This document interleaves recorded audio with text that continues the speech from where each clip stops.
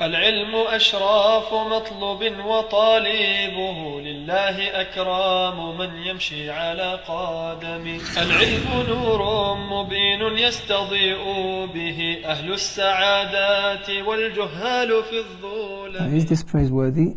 وإن اضطجع التف.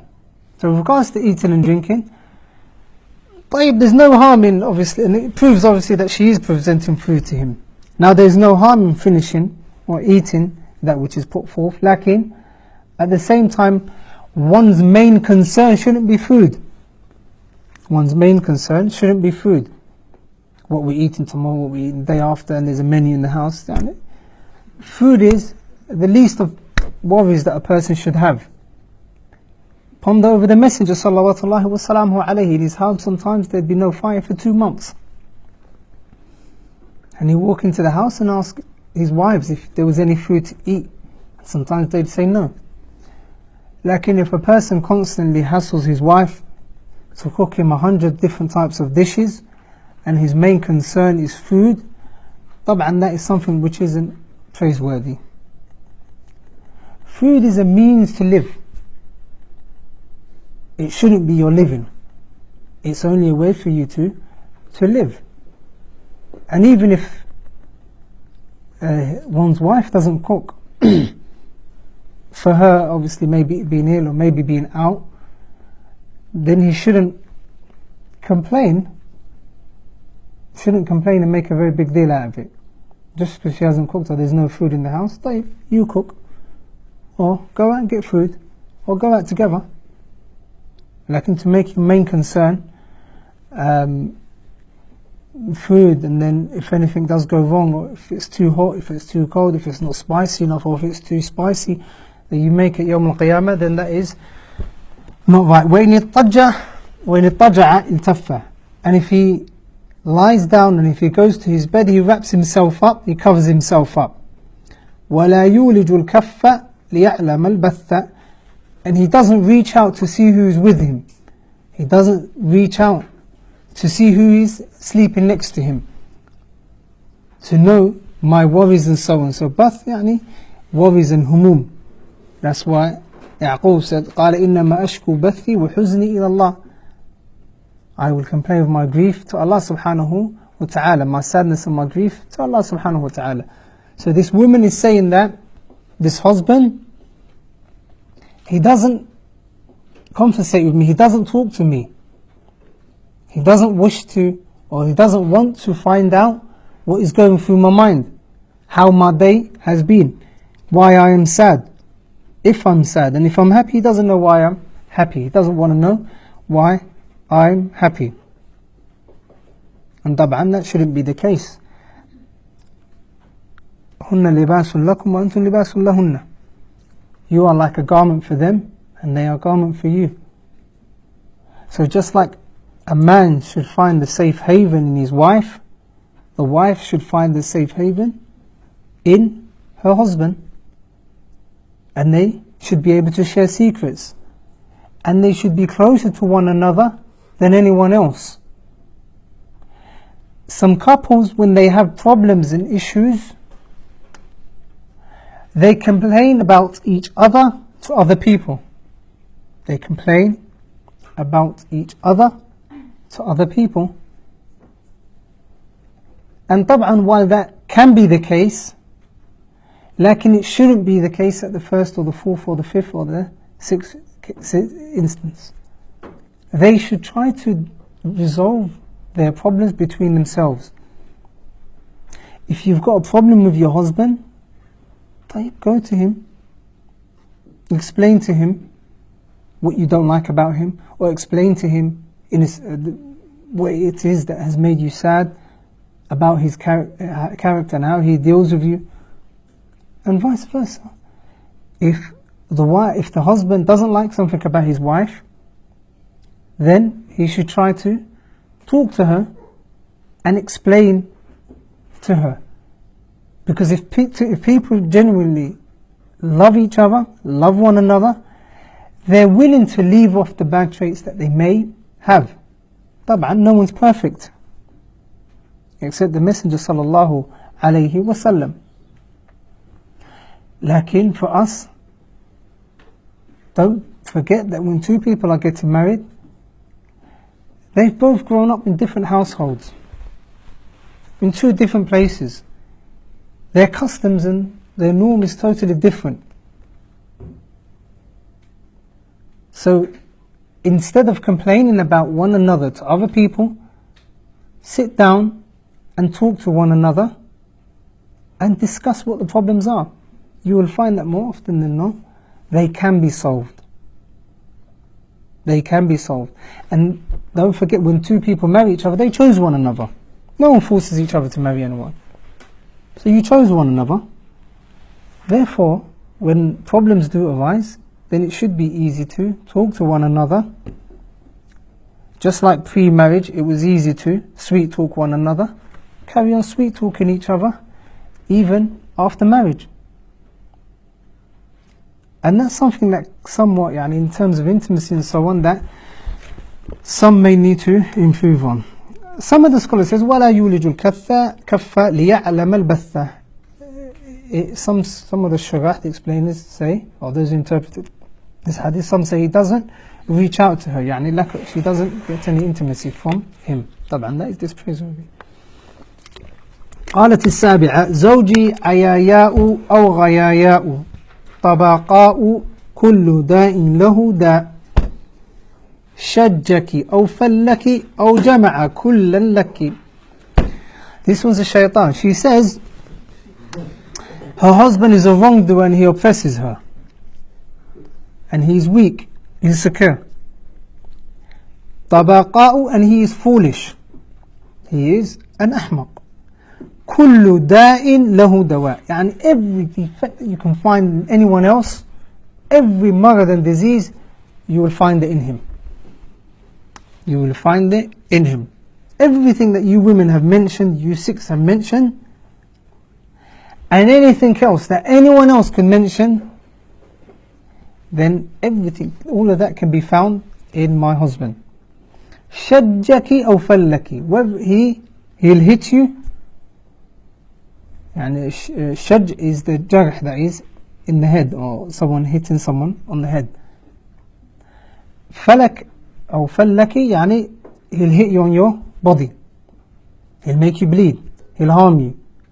So either he'll hit you on your head, so you go dizzy and so on, or bleed, or your body. أو جمع كلا لك, or he beats you with both, he hits you on your head and your body, he harms you. So طبعا this person, she has something very, very, very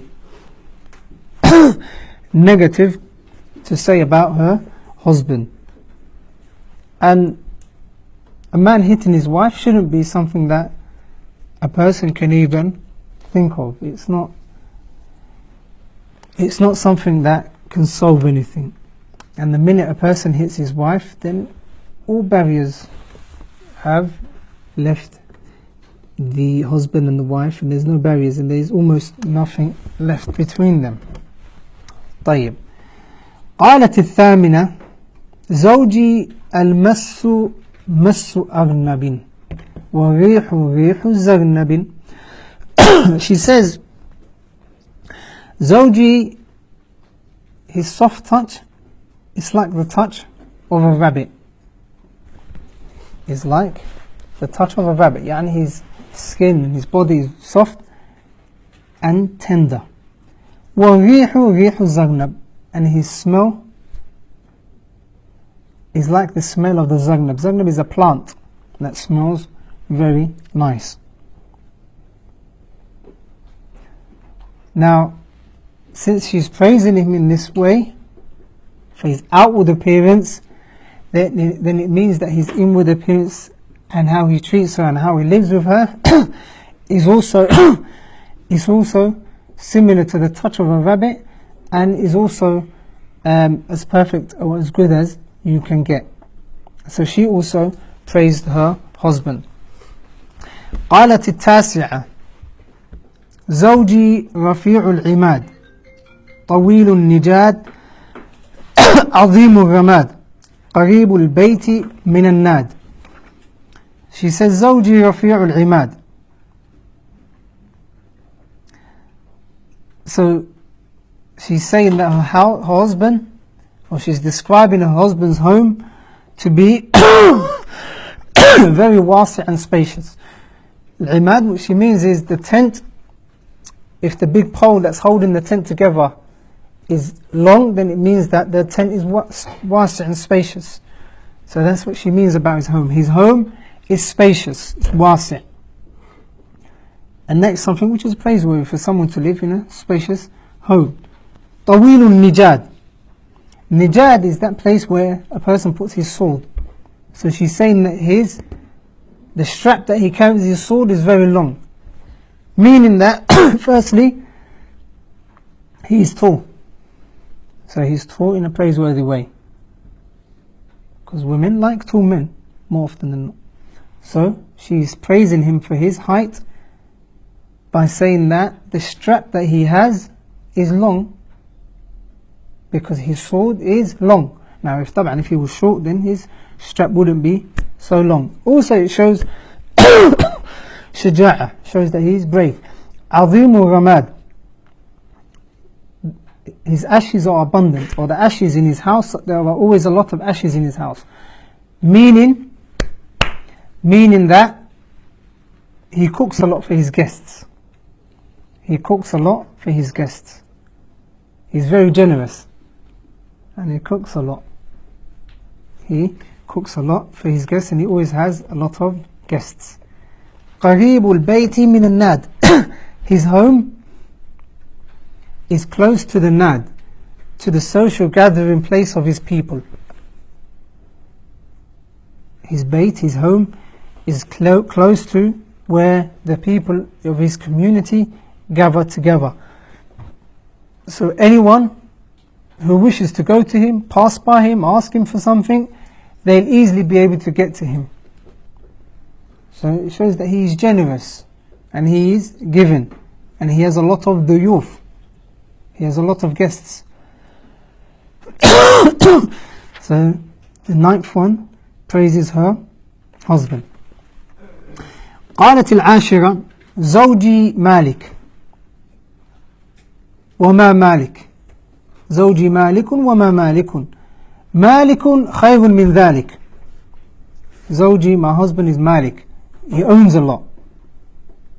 وما مالك, what is it that he owns? What is it that he owns? Well, it could also be understood that his name is Malik. And وما مالك, what will make you come to know who Malik is? And she's glorifying him. Malik. مالك خير من ذلك. Malik is better than all of that. So it can mean that Malik is better than all of the things that the wives have mentioned about their husbands so far.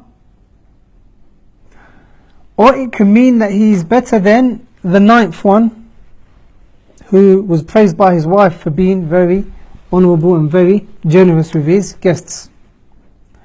Or it can mean that she is saying he is more, he's better than everything that I will mention or that I can mention.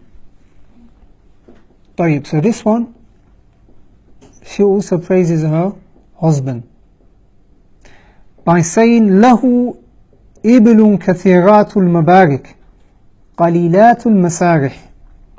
له إبل, he has إبل, كثيرات المبارك. They spend a lot of times in the Mubarak, the places that they stay in. Yani they don't go out to graze. قليلات المسارح, only a few are taken out to the pastures to graze. So the majority of them, most of them, remain within the circle or the place that they spend the night. So majority of them are sitting and waiting. So they don't obviously go out. إذا سمعنا صوت المزهر أيقن أنهن هوالك. If they hear the sound of the lute, the instrument that they used to play in Jahiliyyah, طبعا this is in Jahiliyyah, this isn't a sign, or can't be used to prove as a proof that music is halal, because it was in Jahiliyyah. إذا سمعنا صوت المزهر أيقن أنهن هوالك. If they hear the lute or the instrument taking place, or they hear the music or the tone of the instrument, the lute they know that there are guests coming. And by guests coming, they know that أَنَّهُنَّ هَوَالِكَ, they will be slaughtered. They know that they will be slaughtered.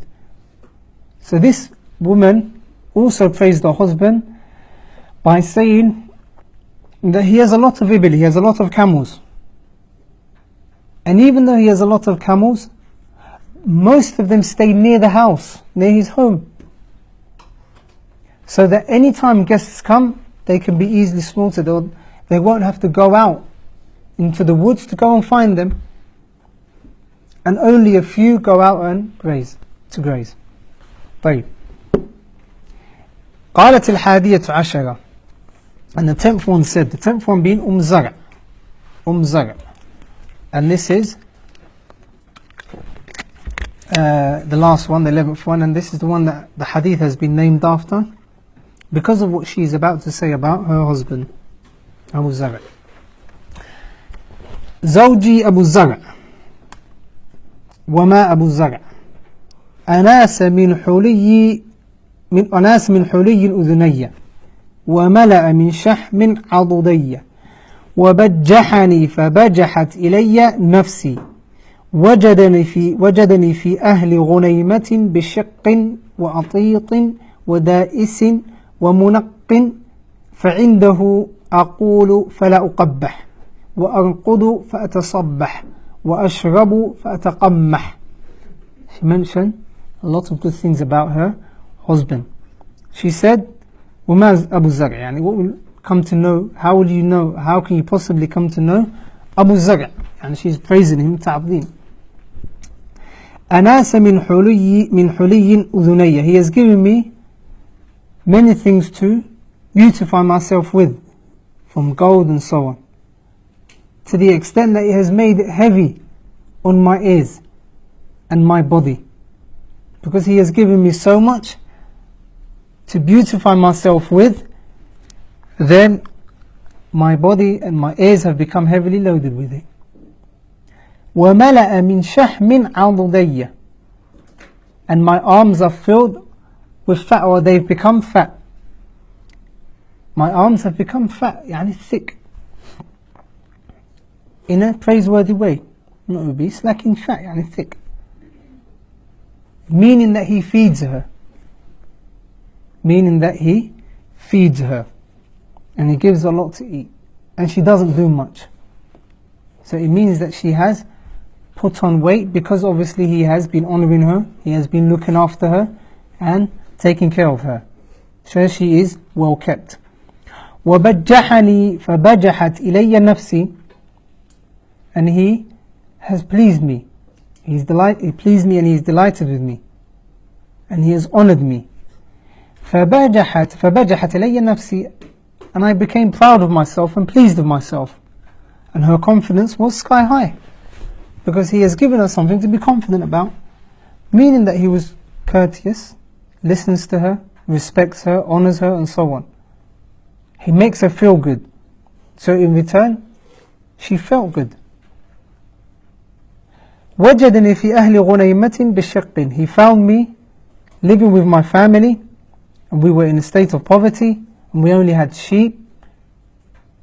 So she's mentioning how she was before being his wife. So she's from a poor family. فجعلني في أهل الصهيل وأطيط ودائس ومنق.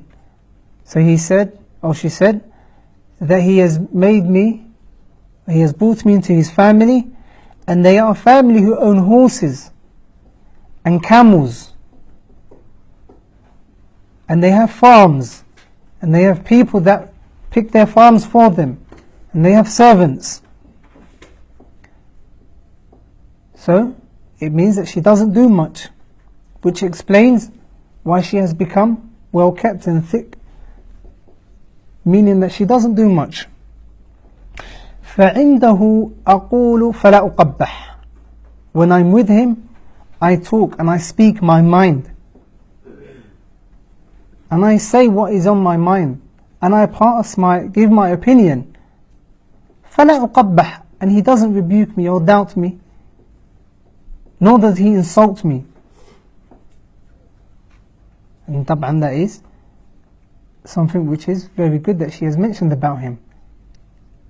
And we can also learn from that when a person is talking to his wife, that he should listen to what she has to say. She's telling a story, that you listen and you pay attention, even if you've heard it 100 times before. If you come into the house and she's about to tell you something that's happened, and you already know that it's happened, let her talk. Let her tell you about it. You shouldn't just say, yeah, I know. Okay? Listen attentively, carefully, and act like it is the first time you've heard what she is saying. And that should be the case when anyone's telling you anything. When anyone's telling you anything, especially someone older than you, your father or your uncle or your mother and so on, they might be telling you many different experiences that they've had. Sometimes they might be repetitive. So don't roll your eyes and say, here we go again. Lakin, listen again and again and again. So she says, وَأَرْقُدُ فَأَتَصَبَّحْ, I lie down and I sleep, فَأَتَصَبَّحْ, and I wake up at dawn. Yani I get enough rest. I sleep and I get enough rest. He doesn't prevent me from sleeping. He doesn't wake me up and say, make me breakfast. La, he leaves me be. So she doesn't wake up with an alarm clock, nor does she wake up to someone nagging her. Lakin she wakes up after having taken enough rest. وَأَشْرَبُ فَأَتَقَمَّحْ, and I drink until I've become fulfilled. So all of these things that she has mentioned about Abu Zar are very positive things. And us hearing that as men should be like that man. Be like that person. Because all of these traits are ones that we would love for our fathers to treat our mothers in that way. And you would like your sister to be treated in that way, sah? And you would like your daughter to be treated in that way. Sah wala la? Sah. And this woman that you marry, or that you will marry, she is the daughter of someone. She is the sister of someone. The mother of someone. So, you should also try to treat her how Zar'a mentions that her husband used to treat her. طيب. Now she's moving on to the rest of Abu Zar's family. Abu Zar's family. So not only has she got something positive to say about him, like even about his family. And there's something you need to understand. When you marry a person, it is as if you've also married their family. When you marry someone, you've also married their family. There's also a connection between you and them. Don't think I've just married their daughter, they're nothing to do with me, or I'm only married to her son, why are they coming to visit? La. You have become family. So honoring your wife's family is a sign that you honor and love her. Honoring your husband's family and respecting his family is a sign that you love and respect him. And you should always try going the extra mile in doing everything that will please your partner, be it the husband or the wife. So if your husband sees that you are respecting his mother, that you are cooking for her and taking her food, or that you are helping his sister, then the bond between you will be stronger. And likewise, if your wife sees that you're respecting her family, you're allowing her to go to her family, to visit her family, to stay the weekend, the half terms and so on, so that she can be close to them, that you drive her there and you drive her back, even if she lives in another city, and that you stay with them, spend the day with them and so on. And before you go there, you take shopping there, visit the supermarket before going there, and buy a few things for them. That is also a way for your wife or your husband to love you even more. And before that, the two spouses have to buy each other things. And it is not much. It won't cost an arm and a leg. Like you're on your way back from work, if you go past the florist and you buy her flowers, it's something which is easy. There's florists every other corner. You can even find them in Tesco. Now you buy her flowers, to you it's just a few quid out your pocket. Like into the wife it can mean a lot. Add chocolate to that and you've got her. أبي زرع فما أبي زرع عكومها رداح وبيتها فساح. Now she's talking about his mother. She's saying فما أبي زرع عكومها رداح. Her saddles or her bags that she carries are spacious and vast, meaning that she's got a lot of provision, she's got a lot of things, and she's very generous, so she puts a lot of things in her bags. وبيتها فساح, and her house is very spacious. ابن أبي زرع فما ابن أبي زرع مضجعه كمثل شطبة وتشبعه ذراع جفرة or ذراع الجفرة. His bed is narrow as a saw. Well, it can mean that he's a strong young man, and he is satisfied with a little bit, a small portion, and he is fulfilled, and he isn't someone that eats a lot. He isn't someone that eats a lot. So she has praised his son as well. بنت أبي زرع فما بنت أبي زرع طوع أبيها وطوع أمها. Zar, the daughter of Abu Zar. How will you come to know, or what will make you come to know who Zar is? The daughter of Abu Zar. His daughter, she's obedient to her mother. She's obedient to her mother, and she's obedient to her father. She's obedient to her mother and obedient to her father. ملء كسائها وغيظ جارتها. She has a well-built body, a beautiful, well-built body, and it makes her husband's other wives jealous. Right? It can mean, some of the shurah say that her father's other wives, it makes them jealous. جارية أبي زرع فما جارية أبي زرع لا تبث حديثنا تبثيثا ولا تنقص ميراثنا تنقيثا ولا تملأ بيتنا تعشيشا. طيب. So she's now praising the maid, the servant girl of Abu Zar. She's saying that she doesn't reveal our secrets. Everything that goes on in our home, she keeps it within her. Because she hears a lot, she sees a lot, like she doesn't tell anyone. And she doesn't waste our provisions, she doesn't waste our food. Nor does she make our house dirty. She doesn't only clean the house when she's being watched or she's being observed, lakin she's sincere to us in terms of helping us and cleaning the house and cooking, and she works with sincerity. طيب. قالت خرج أبو زرع. Now this is where it twists. قالت خرج أبو زرع والأوطاب تمخط فلقي امرأة معها. So he left at a time, early dawn, early moon, when the animals were being milked.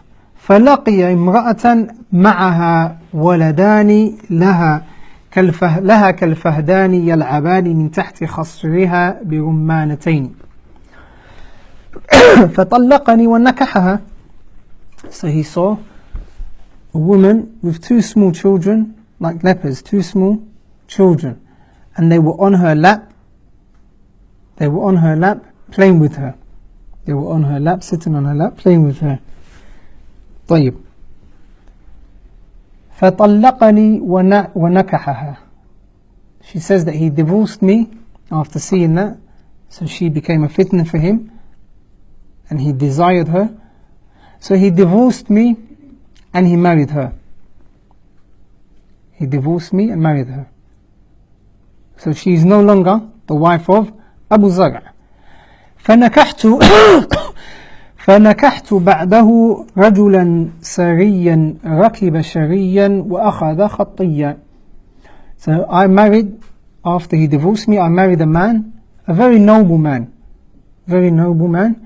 who used to ride a very fast, unique horse, and he used to keep a spare. Yani he was very brave, so he was honorable, he was brave, and he had status in his community. وأراح علي نعما ثريا, and he gave me many things, and he bestowed upon me many things. وأعطاني من كل رائحة زوجا وقال كلي زرع.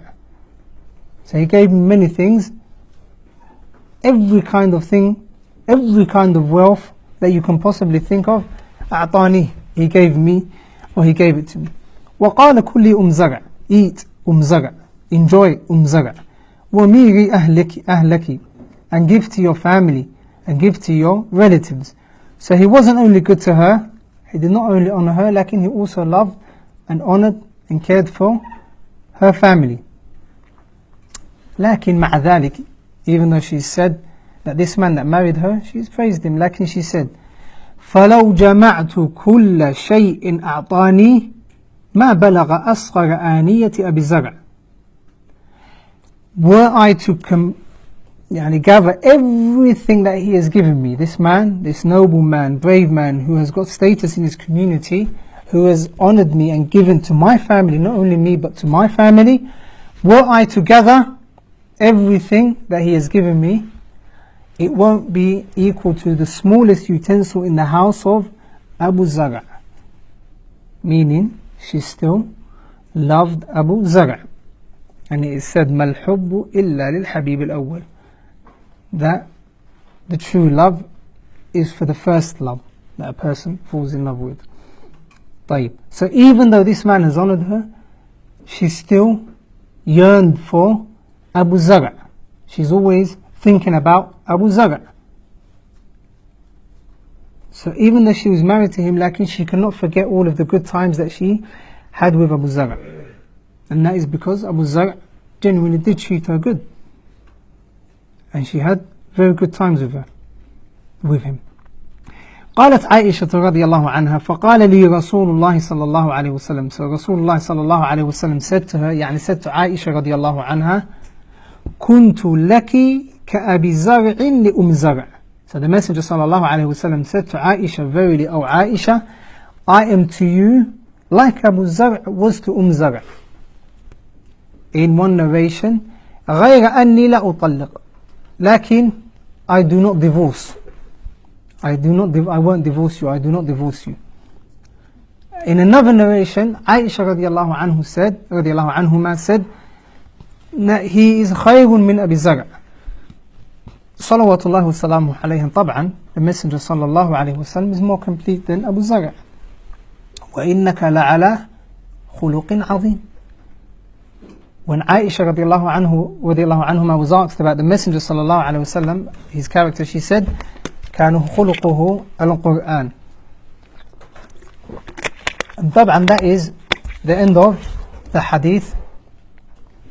This hadith, when Imam Qadi Iyad, he explains it in a whole book.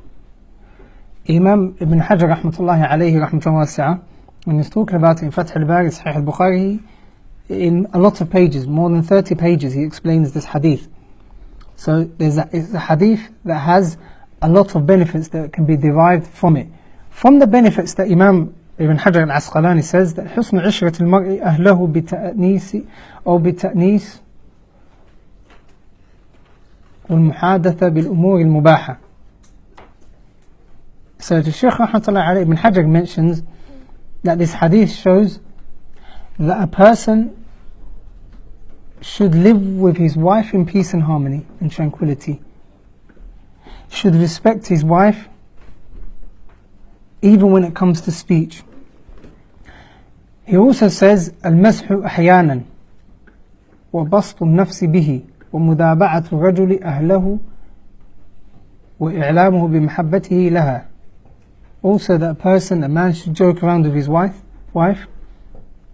and he should be light-hearted with her at times, and also to tell her that he loves her. For in the end of the hadith, the Messenger sallallahu alaihi wasallam told Aisha that he is like Abu Zar to her, that he is to her how Abu Zar was to Zar, meaning he's telling her that he loves her and he respects her, and all of the things that Abu Zar done for Zar, then the Messenger sallallahu alaihi wasallam does that and more. Also in the hadith there is the permissibility of the husband telling his wife the things or mentioning the things that he has done for her, and that there is no harm in that, because sometimes what happens is that women tend to forget the things that their husband has done for them. So if he does 100 good things for them and he does 2 bad things, those 100 are forgotten, and that's one of the reasons why the Messenger sallallahu alaihi wasallam said that they are the majority of the people in the fire. When he was shown the fire, and he said the majority of the inhabitants or those that lived there, were women, and he mentioned that they yakfurna al-ashir, they are not grateful for, or they don't appreciate that which their husbands do for them. Now, the hadith, or in the hadith, there's a benefit that women should be sincere to their husbands and should be honest to them. And the fact that in that is, or where it's derived from, is the fact that there were many women, or about 3 or 4 women, that mentioned something positive about their husbands, even though their husbands weren't present in the gathering and could not hear. Lakin, because of the love and sincerity that they have towards them, then they mentioned a lot of good things that they do for them. In it, the Shaykh says, فيه تقوية لمن كره النكاح من كان لها زوج لما ظهر من اعتراف زرع بإكرام زوجها الثاني. So he says, in this hadith, there's kind of like an evidence for those that say it is makruh to marry someone who has already married someone. Yani, someone who has already been divorced by a certain person. For verily her heart might still be with him. Her heart might still be with him. And also, one of the things that the scholars talk about in the books of fiqh and kitab al-nikah is that a person should try avoiding marrying someone who another person is still interested in, even though he may have divorced her and so on. And the reason is because Zar'a, even though this individual, the second husband, he done a lot for her and he done his best, lakin ma'a dhalik, she was still thinking about Abu Zar. Now, so ala kulli hal, in this hadith there are lots of benefits that can be derived from, that time won't permit.